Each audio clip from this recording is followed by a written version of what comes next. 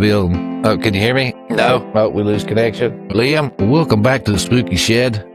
I'm your host. I will be taking over from here. You'll get a laugh out of this when you rewatch this and go to edit it. No, I'm a Capricorn. I like long walks on the beach. I don't like to go barefooted, though. I'm kind of self-conscious about being barefooted. I like to have my socks on. I'm looking for love in all the wrong places. You know, I'm looking for Mrs. Right, and she's got to be a little on the fringy side. Can't be Mrs. Uptight. You know, she's got to be, Mrs. Laid Back. And, I've had enough Mrs. Wrongs, so I'm gonna take my time and I'm not gonna settle this go around. You know what they say, third time's a charm, right? You better not use any of this stuff for reals. But disclaimer to the Pharisees and Karens out there. How dare you? All guests on this show do not reflect the opinions of the host. The purpose of this show is to have interesting conversations, stretch our minds, and grow. Not what we want. If you are looking for an echo chamber, viewer and listener discretion is advised. You talk about extreme.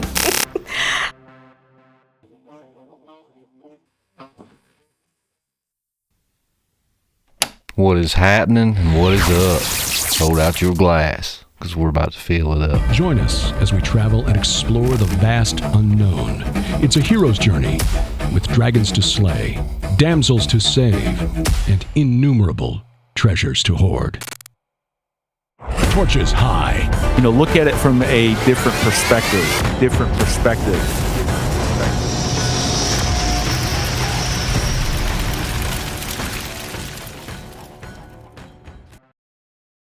Right then, guys, welcome back to the Spooky Shed podcast. I have a special guest with me tonight. So tonight I have got Justin Doc Brown, author of The Epic of Esau. Am I saying that right, Justin? You nailed it, man. Happy days. Welcome to the podcast and welcome to the shed, my friend. How are we? I'm doing great, man. Thank you for having me. Good. But I said it on Instagram, man. It's the cool shed. I don't know why, spooky shed. It's a cool shed. Almost like I say, spooky's cool, so it works. Yeah, man. I'll get a few spider webs up in here, or something. We'll make it a bit spookier at some point. Right then, for any of our listeners, do you want to tell them about yourself? Tell them about your podcast before we jump in, obviously, to the main part of the episode. Yeah. My name is Justin Brown. I kind of got the nickname Doc. I started podcasting back in 22, but I'm just your normal 9-to-5 knuckle drag, factory rat.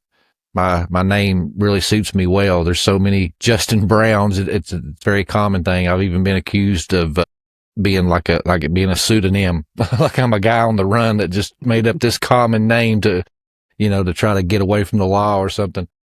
But no, I work in plastics, got 2 kids and a family and everything, man. I just go to work, pay my bills, and just your normal guy. But I've always loved history and I always loved conspiracy and the weird fringy stuff. I'm from the hills of East Tennessee, what some people call a hillbilly. That's where the twang comes from. But yeah, man, grew up in the Bible Belt, is what they call it. So church was always a normal part of my life. But teenage years came, rebelled, just, typical story. But I was always fascinated with the Bible and the stories in the Bible and stuff like that. And when I come back and started cleaning my life back up and trying to walk the straight and narrow, I stumbled across people like Trey Smith and Timothy Alberino and Steve Quayle and all these guys talking about all these weird things, in the Bible, like angels coming down and breeding with men and creating these hybrid giant races and aliens and UFOs and vampires and cryptids and all this stuff in the Bible. And I'm like, man, these guys are heretics. They're just full of it, man. I've read into the Bible many times. That stuff's not in there.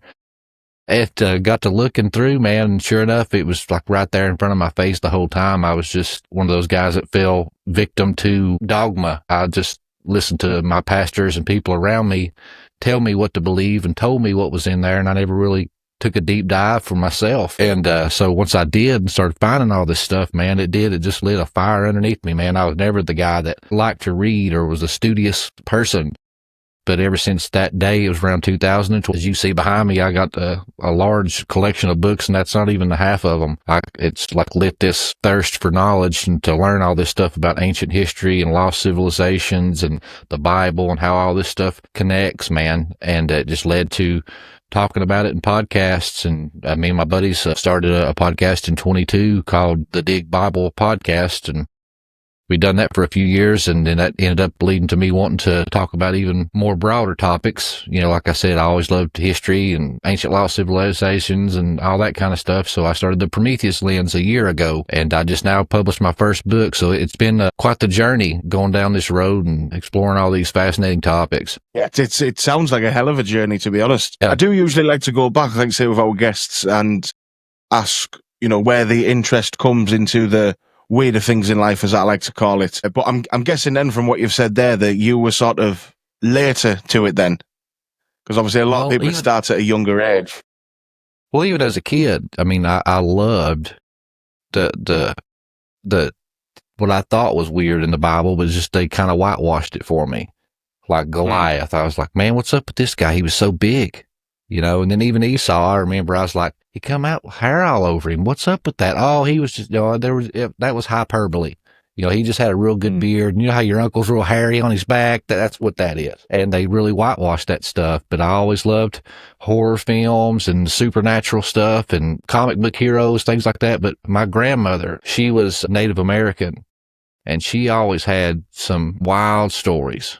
I mean, and she would talk about ghosts and apparitions and stuff she had seen and things like that. And that really kind of always grabbed my attention. So anytime I was around my grandmother, I'd always just want to sit down with her and have her just tell me all the stories she knew and stories about the Bell Witch here in East Tennessee. And so I always had a fascination, even as a kid, for the supernatural. That makes sense. I can definitely understand. Well, I can relate. Well, not so much relate, but I can definitely see why you would enjoy the stories coming from there, from your grandma. You said that would definitely be interesting. You mentioned there horror movies and comic book heroes. Straight off the bat, then favorites. Have you got a favorite? I loved Freddy Krueger as a kid. Now that I go back and watch it, it's like, man, those movies are laughable, you know. But back then, man, they were pretty terrifying. But I loved the idea of, well, I know that sounds terrible now, but I thought it was really cool that it was a horror guy that would come to you in your dreams, you know, and then he could manifest and come into reality, and that he fed off your fear and just all that stuff. When I was a kid, I thought that was fascinating. And as far as superheroes, of course, I was always the big Superman guy. What little kid doesn't want to fly and shoot fire from his eyes and snow from his mouth and blow out stuff? And so it was like, yeah, Superman was always one of my favorites.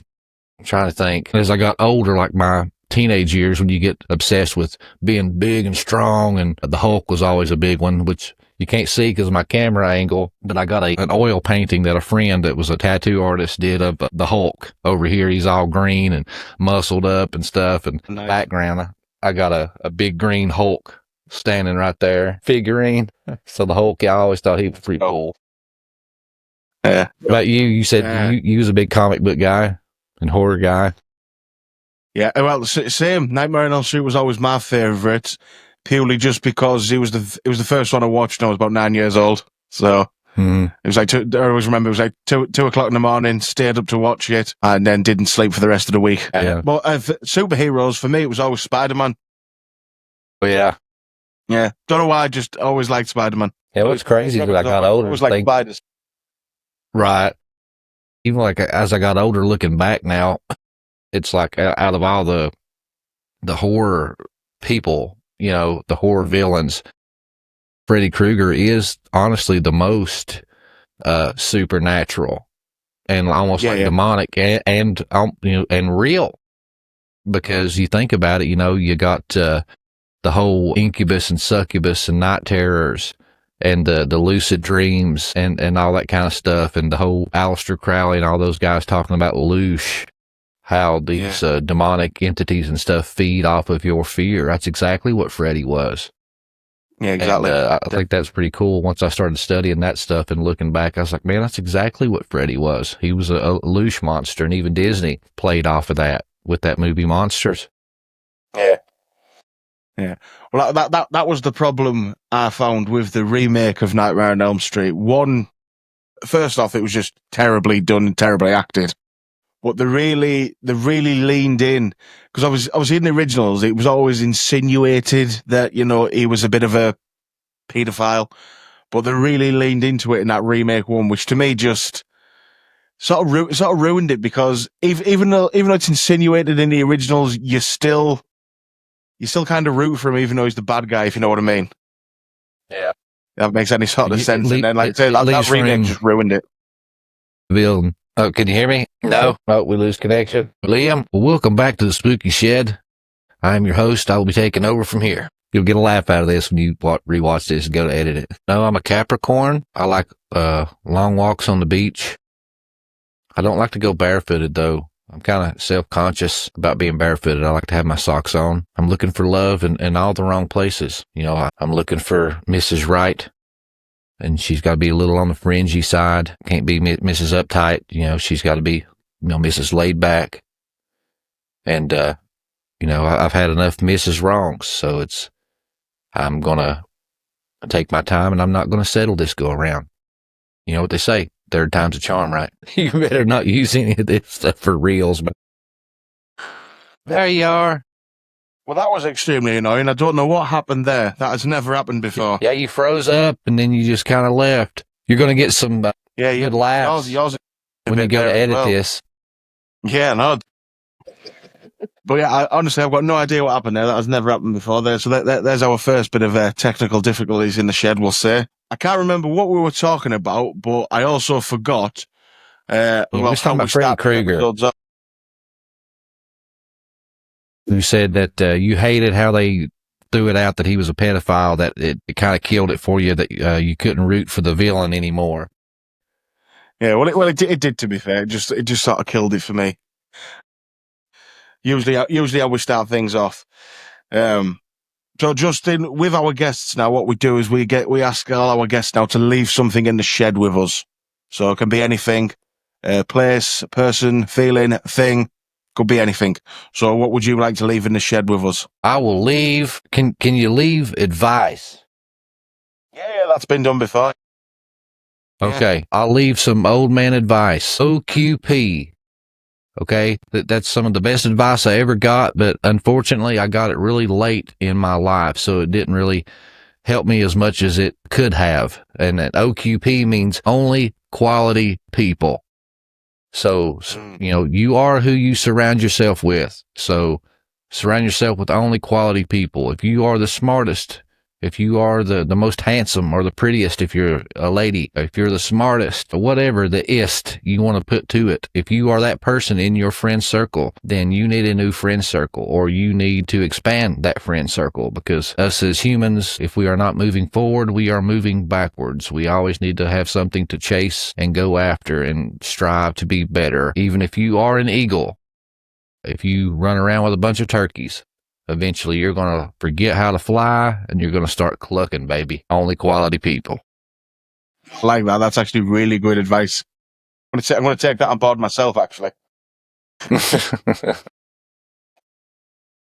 So once you started looking more into the weirder things of this world that we live in, have you had any strange experiences since you've started looking more into things? Because me and a friend of mine who has a podcast as well, we sort of say that, especially with the paranormal, when you look into it, it looks back at you. So I think the more you look into things, the more you start to notice and experience things. Oh, definitely. Especially if you are a Christian and you're like talking about this stuff and you're exposing, you know, the deeds of darkness. There's definitely some spiritual warfare attached to it. When I first started, and I was, you know, I tell people all the time, it's like, you know, I've been accused of being a Debbie the Downer, because I'm that guy that I always plan for the worst, but I hope for the best. You know, that way I'm never let down or surprised. But I tell those people when they say that to me, I'm like, no, I'm Reggie the realist, and I'm always being kind of like a logical person, you know, fact-based, you know, take my emotions out. What are the facts? Show me the facts. So I think that kind of hinders my ability for supernatural type things. I think that mindset kind of hinders it. And even as a kid, I've always been fascinated with it, and I've, purposefully seeked these experiences. I've went to these haunted houses and played with Ouija boards and tarot cards and done all this stuff, and I've never really had like a real experience. I've had little moments, where a candle blew out, doing a seance or something, or think I hear something, but they just been little subtleties to where someone could easily argue, or you tell yourself, that was the wind, or that was this or that. Never had like a full-on experience like that. But once I started doing the podcast and stuff, I actually had a visit, like a night terror, like sleep paralysis event. And it was actually got a visit from the demon Lilith. And I had no idea who she was. So I had no preconceived notion who she was or anything. But I had a dream, and it was the first time I'd ever experienced sleep paralysis, and I couldn't move. I was, limp from like the neck down, couldn't even move. Paralyzed. And in this dream, I was driving down the road with my family, and had the wife and kids in the car, and there was a buzzard in the road eating on like a dead deer. And so I stopped the vehicle because I didn't want to run it over, and I just honked the horn to try to scare it off. Well, instead of jumping up and flying away, this thing starts standing up, and it's like 5'4", 5'5", black, got black feathers on it, and it's kind of got like a purple shimmer to the edge of the tips, and it's kind of just shimmering in the headlights of the truck because it's nighttime in the dream. And then it starts to turn around, and it's a fully naked woman in the front with blonde hair, but it was weird. It had a beak for a mouth and had blonde hair. And it just looks right at us, and everybody in the car starts screaming and freaking out. And then it just flies up into the air. And I'm like, guys, it's okay. It's gone. It's gone. We're safe. And then about that time, it just, boom, it lands like right next to the car, and it opens the truck door. And at that point is like when I'm frozen. I can't move. And I'm looking over with my head, and I'm seeing everybody, and it's like they're, like the Saved by the Bell shows when Zach would time out, everybody just froze in time.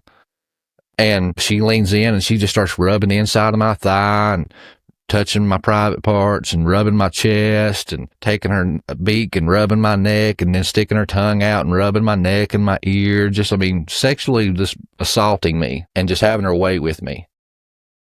And this dream was so real. I could feel every touch. I could feel her wet tongue on my neck. Everything. And I was just powerless, helpless, couldn't move. And I was always a very lucid dreamer, even as a kid. If I was in a dream, I could tell myself, hey, this is a dream, wake up. And I could, on a dime, make myself wake up every time without. And I started telling myself, I'm like, this is a dream. This is a dream, wake up, wake up. And I remember my eyes started fluttering open, and I started seeing my bedroom. So I was like, okay, I'm waking up. And it was just like something grabbed me and pulled me right back in. Boom, I was back in the dream full-fledged. And I kept trying to tell myself, wake up, wake up. And it's just like something was keeping me from leaving the dream. That's the best way I can describe it. And still couldn't move. And then all this went on. It seemed like forever, but it was just a few moments. And then she leans into my ear, and she says, and she whispers this just like so seductively. And she says, I've missed you. Yeah. And about this time, I started getting feeling in my fingers and stuff. And the only thing I thought to do was to grab the truck door and just slam her in the truck door. And so I did. I slammed her in the truck door, and she just lets out this gut-wrenching scream or screech, and she flies up into the air. And as soon as she flies into the air and kind of gets just a little bit of distance away from me, I can instantly wake up. And I woke up, and I was hyperventilating, freaking out, pouring sweat, and woke the wife up and immediately just like started telling her about it. And she was one of those type people. She had seen shadow entities. She had been to Haiti and been hexed by witch doctors and been strangled by some of these night terrors, at night. She's had a lot of supernatural experiences. And she was one of those people that believed dreams were prophetic and wrote them all down and all that kind of stuff. So when I was telling her about it, she was like looking up online what all this stuff means. And And immediately I pulled out my phone and I'm like, half bird, half woman, you know, in your dreams and all this stuff. And it was like the second picture that popped up. I mean, it was her. And I'm like, that's her. And I clicked it and it was like, this is Lilith. And I got to reading about her and stuff. And like I said, I'd never looked into her. I didn't know what she was, but everything it talked about, how it described her, the picture, everything was spot on. Like I told you, I had went through like a rebellious stage. And in that rebellious stage, man, it was sex, drugs, and rock and roll. And I was really sexually promiscuous, done a lot of drugs. So it's kind of like the Lord told me in prayer, was like, unbeknownst to me, that wasn't just a good time. I was in cahoots and running with and had formed a spiritual connection with this entity, because she was, you know, her and Inanna, all these goddesses and stuff, they're synonymous. They're the same. And Inanna was like the goddess of mindless violence and sex. And the people would take all these drugs and stuff to call her into them and all this kind of stuff, and to prophesy and have visions and all this. So it was kind of like, you know, God was showing me, yeah, during those years, that's who you were communing with. And what was crazy is I should have led with this, but I was having some lower back pain. I went to the doctor just right before this, and the doctor put me on antidepressants. And I told him, I was like, dude, I'm not depressed. I said, my back's hurting. And he was like, oh, well, these block pain receptors and they're not addictive, you know, like narcotics and stuff. I think they'll help you. And that's when I started having crazy dreams. And that's when I had that dream. So I flushed that medication down the toilet, and it was like, so where I got off the drugs and all that stuff, it's like when I finally took some kind of mind altering substance, it's like I lowered that Holy Spirit wall and allowed her to get back to me again, kind of. It's the only way I could interpret it. Yeah, that is honestly, that's one of the craziest things I've ever heard since we've been doing this podcast. Like, I was literally on the edge of my seat there when you were telling that there. That is horrifying.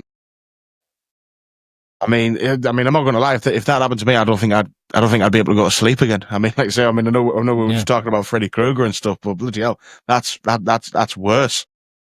Yeah. Yeah. And then not only that too, man, you know, and I could talk about it now because it's been about a year, but when I started podcasting and stuff, like I said, I'd been deep dive researching since 2012. If I wasn't at work, you know, I mean, of course, I spent time with my family and stuff, but it's like in my free time, I was listening to podcasts or I was reading a book and doing this type of stuff. But it's like once I started talking about this stuff, me and my wife started having issues at home. And so I was like, you know, has to be it, because we never had issues. And push come to shove, it got to the point where she basically told me that I was paying too much attention to podcasting and to the Bible study, and that I was going to quit, that I was going to put it all down, or we were going to be over. And at this point, we've been fighting like cats and dogs for months. And I'd been threatening to leave if we didn't get along anyway, because we was already living in hell anyway. And honestly, it was just like, at that point, it was like, I'm doing this to try to bring people to Christ, and the people that are already with Christ grow their knowledge about things and help them, you know, spiritually fight off, you know, deceptions and things like that. It's like, this is something I felt called to do. I'd never had a purpose or a calling. I've always just been that guy that just went to work, paid his bills, come home, and that was it. And so basically, yeah, I mean, this whole thing, that, like you said, the spiritual warfare side of it and the attacks, it's real. It cost me my marriage. Yeah, I mean, like that's some heavy stuff to deal with. But I suppose, like you say, you can look at it on almost a brighter side. Like you say, if you feel like you're being called to do this, and like you say, you're getting something out of it, then it's almost, I don't want to say worth it, because that's definitely the wrong word. But do you know what I'm trying to say? Yeah. Yeah, I mean, yeah. It's a shame that that's happened. That's the way that's the way life's had to plan out for you. But I mean, like I say, if you're one of these people who believes that there's a plan for life, then I suppose it's almost easier to deal with as well. Yeah, and we get along great now. I mean, yeah, we get along great. We talk and do stuff with the kids, and I can still go over there and visit, and we talk and stuff. Everything's great. It's weird. It's just, and that's the only thing I could strike it up to. It was just it was a spiritual warfare type thing, and it was like the devil moving in, and was just like, okay, I'm gonna shut this guy up. I mean, I suppose at least you've got a very small silver lining there that you can still talk and get along with each other now. Then I mean, it's not like ended in you never speak to each other again. Yeah, hell, sort of thing. So I mean, I suppose every cloud has one. Yeah. Wow, I don't even know where to take it from there. I went dark on you. I'm sorry. No, it's fine. Honestly, I've done lots of shows, man, but I've never talked about that. It's been about a year now, but it's just, I don't know. I felt led to say it now. Well, I mean, I appreciate that. I appreciate you opening it up and telling us about that. That's really something. Like, it literally has knocked me for six. I don't know. Where do we go from there? Yeah, that's a good idea of that. Yeah. We'll get some nicotine, some caffeine, think it through. Yeah, exactly. Wow. Damn. But if you can get past typos, if you're not a grammar Nazi, man, the book's a great read and lots of good theological nuggets in here. But I designed the cover and everything. So if you go on Amazon and look for this big, hairy yoked guy with a bow on his back. It says the Epic of Esau, the Seed War, or the Birthright and Seed War. And for the listeners, it's got the famous red bowl of stew on a table with him with his back turned to it, walking away. At the back, like the synopsis or whatever on the back of it, it says Esau is one of the most enigmatic characters in the Bible. His birth alone is strange to say the least. He came out red, covered in hair from head to toe like a hairy cloak. What if I told you there's much more to this guy's story, but has been lost to us throughout the ages? That his story is scattered in pieces throughout other ancient extra-biblical books. This is a story of what we would call today a Bigfoot. This story goes back to the Garden of Eden, a serpent, supernatural garments, and a birthright. This tale reveals Esau's connection to the Nephilim giants and his genealogy's role in the end times. Welcome to an epic journey. This is the Epic of Esau. Honestly, this is, it's about 270 pages, so it's not too intimidating.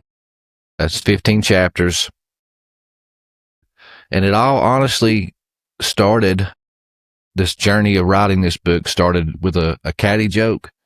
Some people call what I'm about to talk about the Holy Spirit. Christians call it the Holy Spirit. The Greeks of ancient times, they called it the muse. It's just a sudden burst of inspiration or something just comes to you out of nowhere. That's what happened. I was on my show that I do with my friends, the Dig Bible podcast, and we had Trey Smith from God in a Nutshell on. And he was one of the guys that red pilled me, that introduced me to all this stuff. So I was, beside myself to have him on the show. But he made a comment and he was like, hey, you guys are from East Tennessee. That's Bigfoot country. Next time I'm down that way, I'll give you guys a call and we'll go Bigfoot hunting. He said, maybe we'll record it and do a documentary. That would be fun. I was like, yeah, man, come on down.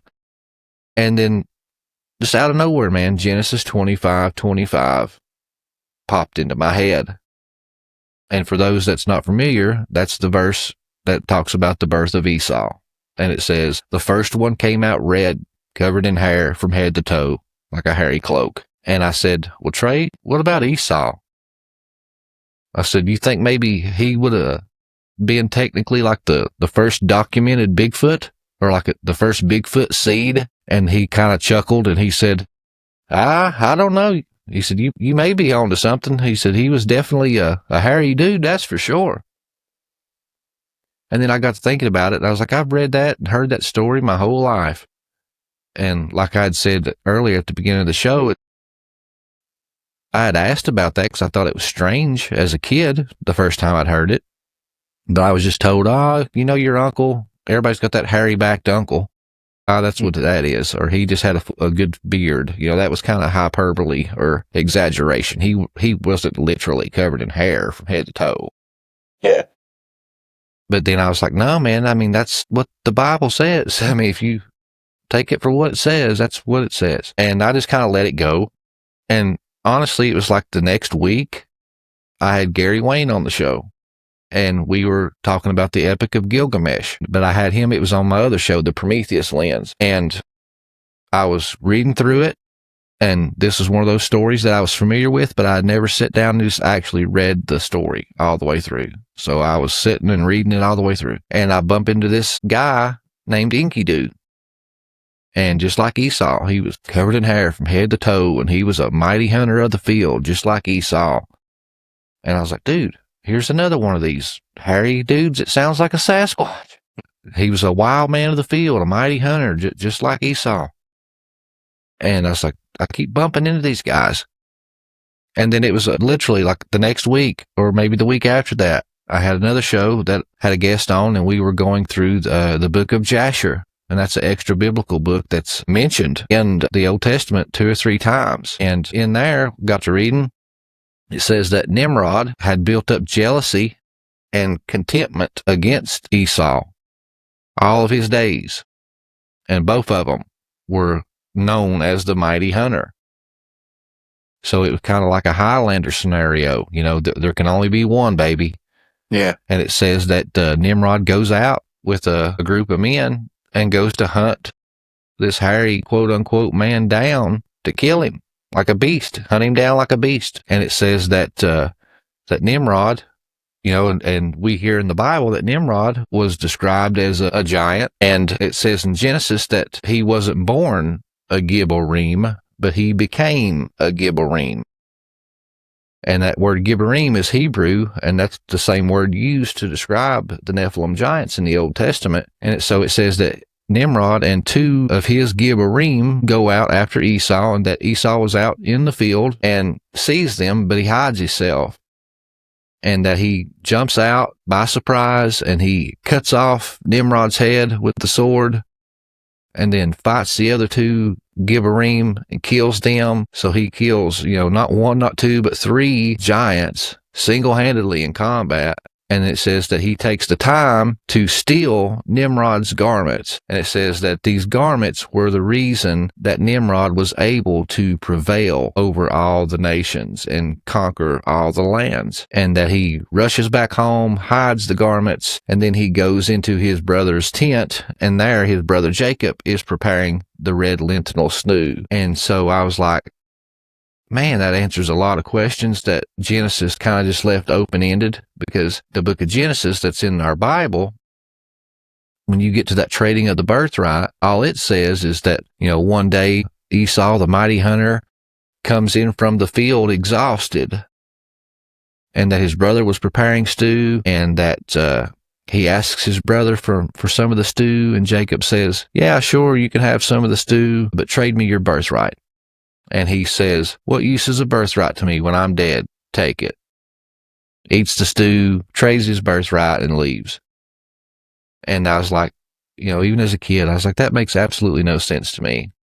Because the birthright is basically the inheritance. You know, you're the eldest son. You were going to get the lands. You were going to get all the animals and the money. Everything was coming to you. And you're supposed to be the mighty hunter, and you are coming in from the field starving.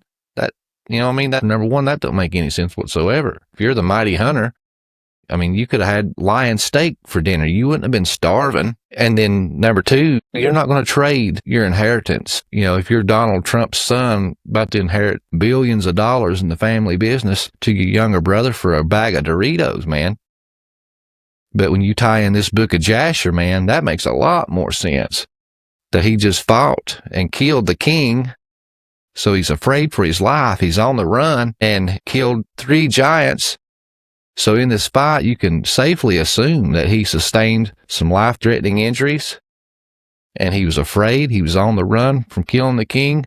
Probably, you know, walking in with slashes on his gut and stab wounds and bleeding out, and rushed into his brother's tent and looking over his shoulder, thinking the king's army was after him. And he was probably begging his brother to save his life. So the soup, the sustenance, the life-saving thing was probably like an allegorical thing, for basically sew me up, bandage me, stop the bleeding, give me medicine, give me nourishment, hide me. And that makes a lot more sense to why he said, what use is a birthright to me when I'm dead? Take it. Again, it's what you're telling me now is just really, really interesting. And the first thing I'm thinking is how long has it took you to do this, to write the book and do all the research for it? Like you say, you've mentioned earlier, you work a full-time job as well. How have you found the time to do this? Like, to me, this sounds like years of worth of research. Yeah, it took 2 years. Yeah, 2 years. But at the same time, it was where I got 2 podcasts too. Yeah. And it's kind of all around the same subject matter. So it was like in my free time that I had to read and stuff and study, I was really deep diving into this one subject. But at the same time, a lot of the subjects that I was talking about on the podcasts and shows was kind of interweaving and around this same topic or subject. So I kind of got to cross-pollinate a lot. So like I'd have a guest on and they wrote a book on the Nephilim giants. So I know while I talked to them, I kind of got to pick their brain, like, hey, well, what do you think about this or that? What book or person would you recommend for me to find this or that? And, pick their brain. And so it was pretty cool. So I kind of had like some good little help and cheats along the way. That's that's the beauty of podcasting. I think, like just doing your podcast has helped you do research for your own book. It's that's the best part about it, I think. Yeah, I'm all about twofers. You mentioned there the Nephilim giants. I've heard a lot about them. Don't know a great deal. It's something that I want to look into a bit more. Can you tell us a bit about them? Yeah, man. The Nephilim giants, that is one of those things that I truly don't think is legend or lore. I think it is fact. When you find the same story throughout every single culture of the world, every single religion, every single people group, every single time frame of the world has the same exact story. It's just maybe little different caveats to it. That tells me that there's something to it. I'm not a coincidence theorist. So when you take the biblical narrative, when you get to Genesis 6, it says that the sons of God, and in Hebrew, that's, B'nai Ha Elohim.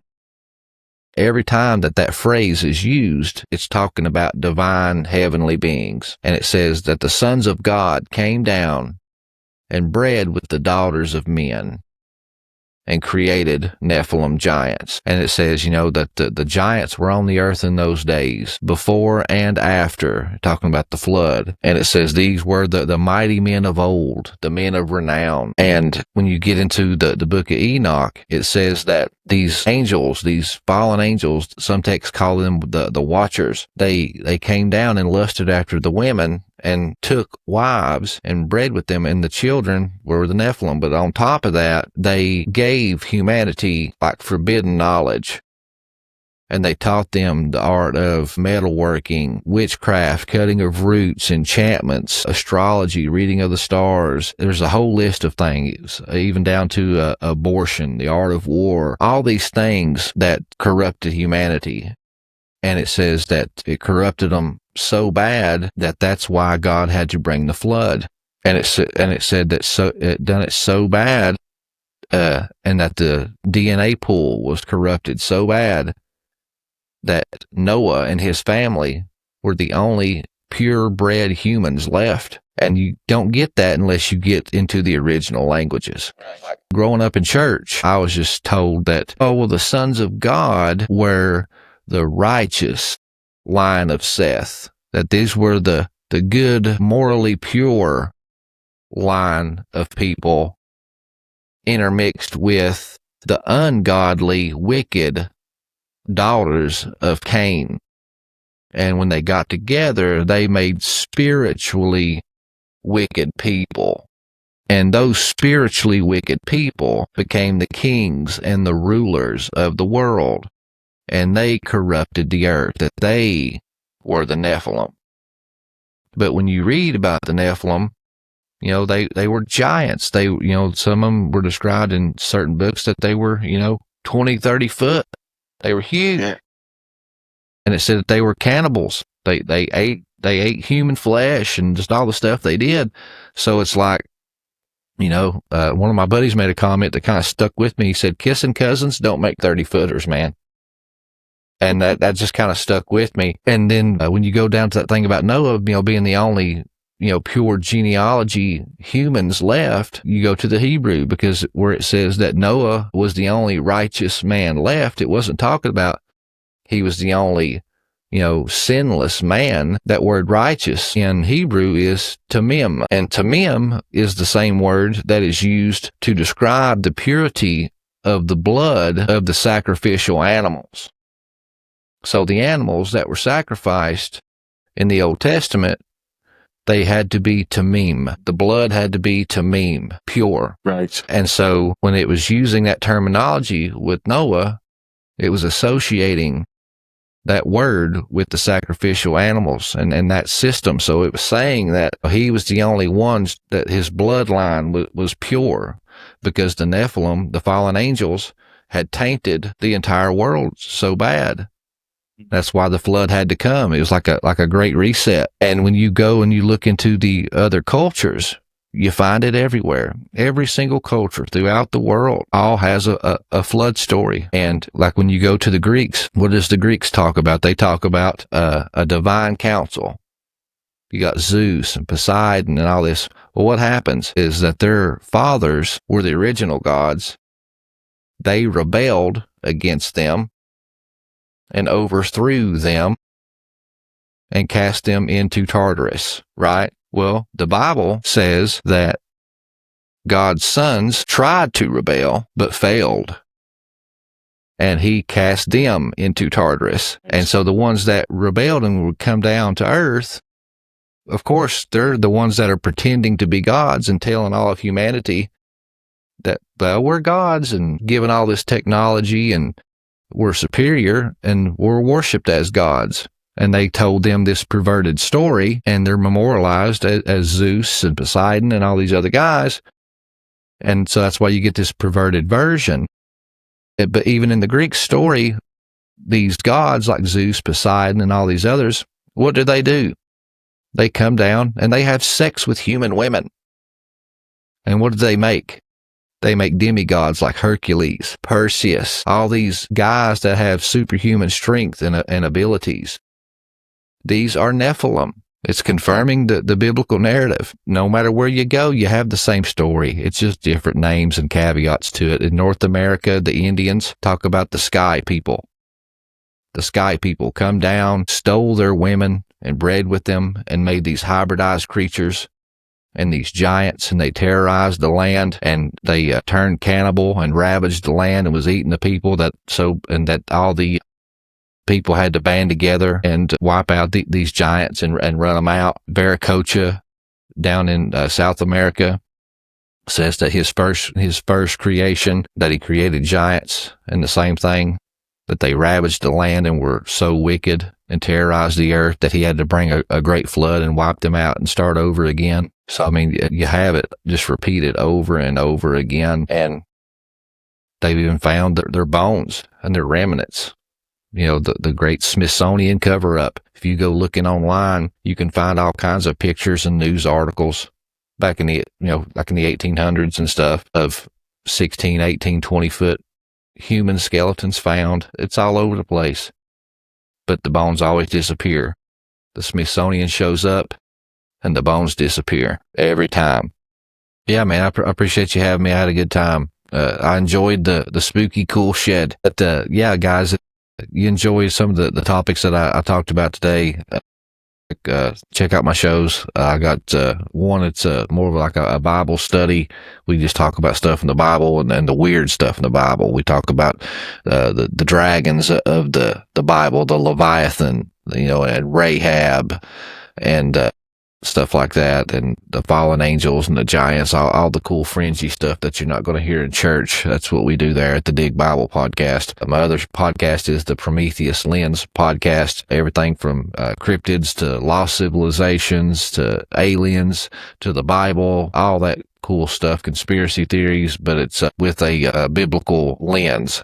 So you get all those cool things, and you get my deep dive research, but you kind of get my perspective on it with a biblical lens. So just anywhere you consume content, Spotify, Apple, YouTube, any of those fine establishments, wherever your favorite place to consume content, just search up the Dig Bible podcast or Prometheus Lens podcast, and you will find us there. Same thing on the social media platforms. We're on all those different ones. And the book is on Amazon. Just look for this yoked out guy, The Epic of Esau, The Birthright and Seed War. You can get it in ebook for $10 or paperback for $20. This is 20 chapters, or sorry, not it's 15 chapters, but it's really extensive, and I lay all cards on the table. I go through all the ancient extra biblical books, legends, and lore. The first few chapters, I lay a groundwork for the wild man. So I go through all the ancient cultures, and I go through all their legends and lore about Bigfoot, what they called it, and some of their legends. So I lay out a good groundwork,